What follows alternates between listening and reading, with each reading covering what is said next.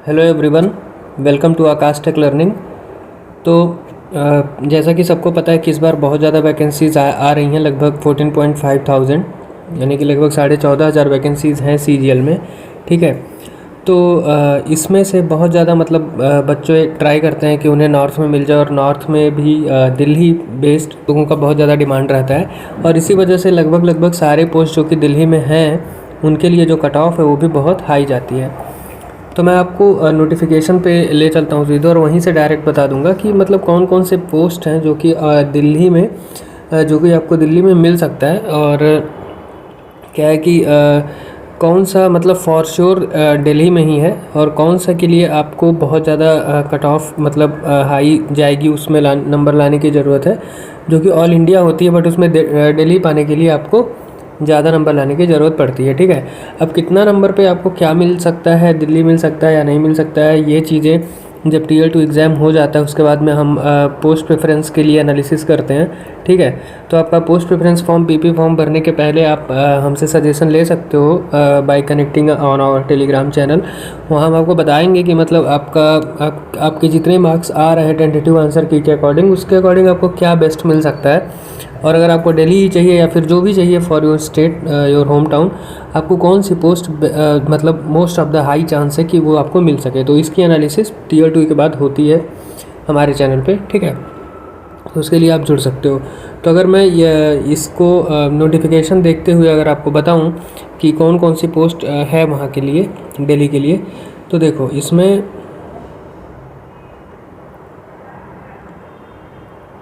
सबसे पहले तो ये समझ लीजिए कि जितने एएसओ वाले हैं इसमें, जैसे कि सबसे जो टॉप पोस्ट मानी जाती है जो कि दिल्ली बेस्ड है, जिसमें आपको कहीं और नहीं मिलेगा, सिर्फ और सिर्फ दिल्ली में ही मिलेगा, वो है सीएसएस की एएसओ।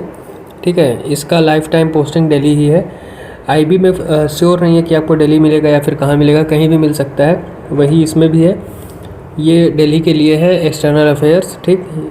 ये एएफएचक्यू 98% चांस रहता है कि दिल्ली का ही है।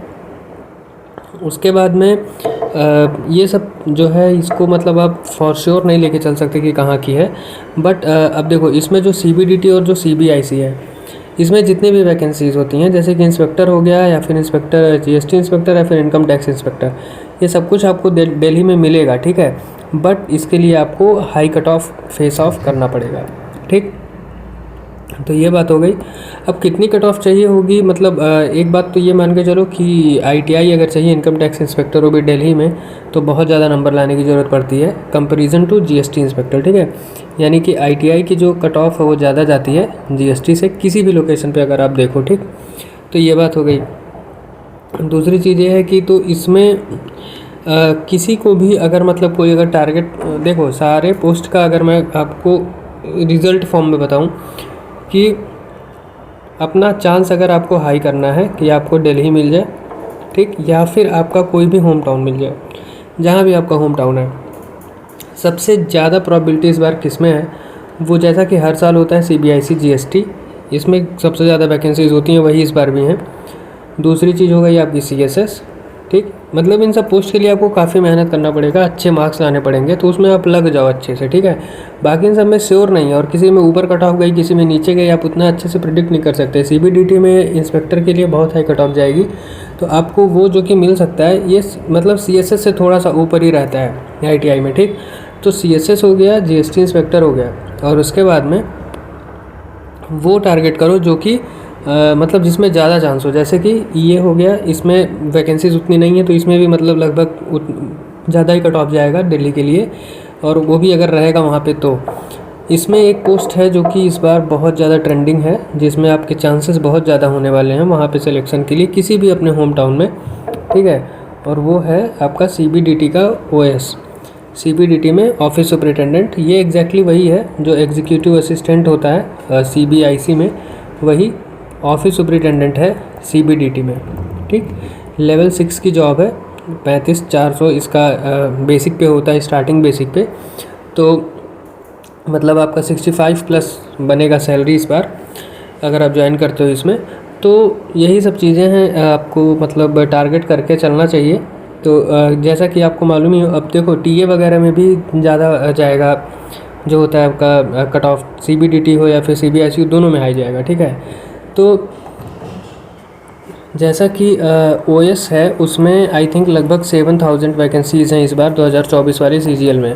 तो आप इसे टारगेट कर सकते हो, बहुत ही स्ट्रांगली टारगेट कर सकते हो। OS हो गया, GST इंस्पेक्टर हो गया, तो इसमें से लगभग आई थिंक 900 के आसपास दिल्ली बेस्ड है, ठीक, दिल्ली बेस्ड है। GST में भी होगा, ऐसे ऐसे करके लगभग 1500 तो डायरेक्टली आपको मिल जाएगा दिल्ली बेस्ड।